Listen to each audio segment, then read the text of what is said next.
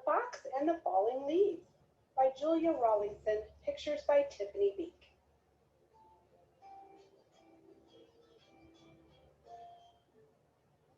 The world was changing. Each morning when Fletcher bounded out of the den, everything seemed just a little bit different. The rich green of the forest was turning to a dusty gold, and the soft swishing sound of summer was fading to a crinkly whisper.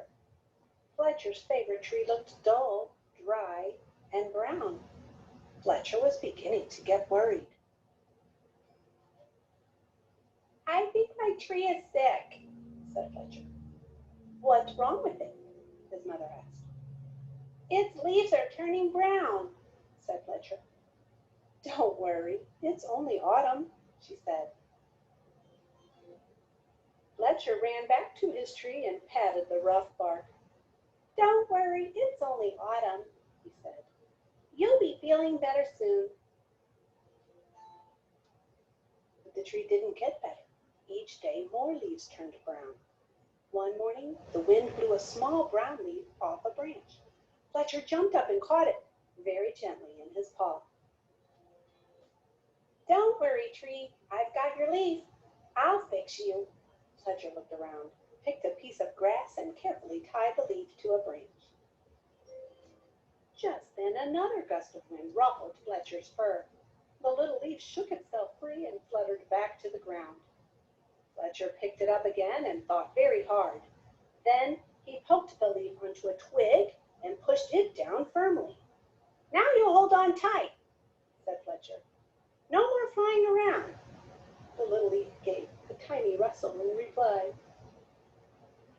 The next day a strong wind was blowing through the forest. Fletcher rushed out of the den and ran all the way to his tree.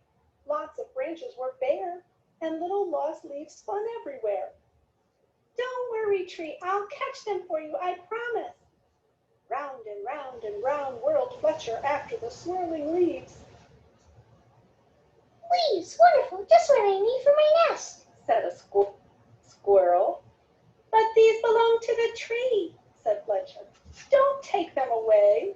"The tree doesn't need them anymore," said the squirrel, bounding off. "Help, help! The wind and the squirrel are stealing our leaves," cried Fletcher.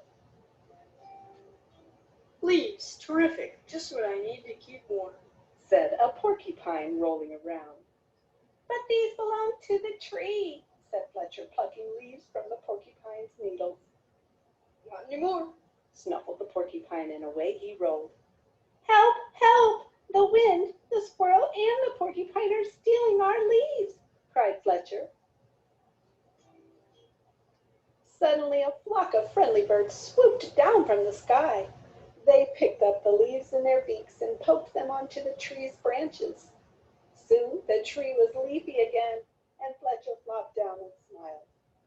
"Thank you, birds, thank you," he gasped as the birds fluttered away. He lay looking up through the leaves at the sky and drifted off to sleep. But the wind continued to blow and the branches still danced. The leaves shivered and shook themselves and began to wiggle free. They tossed and turned and twitched and twirled and tumbled to the ground. They brushed Fletcher's ears and nose and filled his dreams with a whispering sound. When Fletcher finally woke up, he couldn't believe his eyes. Instead of a roof of dancing leaves, all he could see were bare branches against the sky. "Oh, tree, I am so sorry," gulped Fletcher. "All your leaves are gone." But then he saw, high in the branches, one small leaf still holding on.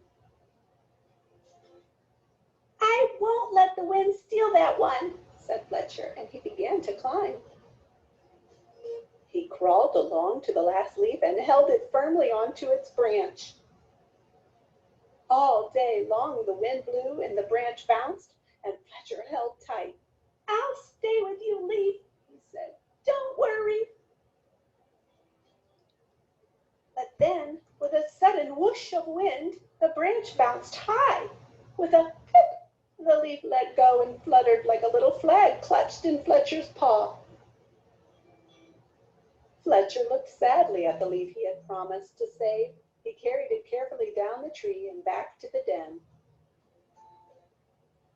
He made a cozy little bed for it and gently tucked it in. But all night long he could only think of his tree all on its own. At dawn, Fletcher tiptoed outside. The wind had finally stopped blowing and the air was cold. The moon still hung in the clear sky and pale stars glimmered. As he came to his favorite tree, Fletcher saw a magical sight. The tree was hung with 1,000 icicles, shining silver in the early light. "You're more beautiful than ever," whispered Fletcher. "But are you all right?" A tiny breeze shivered the branches, making a sound like laughter, and in the light of the rising sun, the sparkling branches nodded. Fletcher gave his tree a hug. Then he went back to the den for a nice, warm breakfast. The end.